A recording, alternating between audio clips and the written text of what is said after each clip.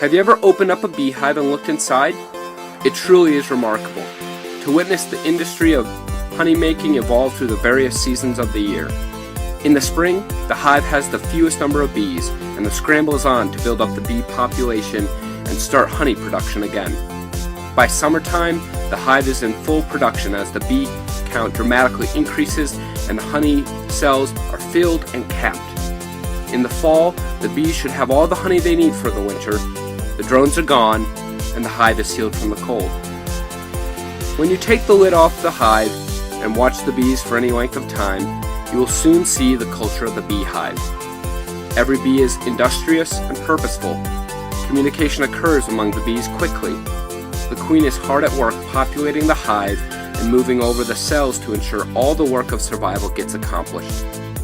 Week after week, the hive is transformed, helping us to see valuable leadership lessons in all their activity. We wrote Survival of the Hive, 7 Leadership Lessons from a Beehive, to include both the macro and micro responsibilities of a queen bee and her relationship to a hive.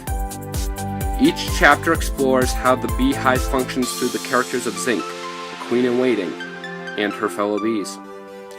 Using the bee colony as an allegory to illustrate leadership in an organized community, we provide a working illustration of culture complexity, leadership clarity, and the importance of trust as a foundation for excellence. While many of the leadership traits we discuss are actually instinctual to bees, for many leaders and organizations, it must be a skill honed by practice and experience.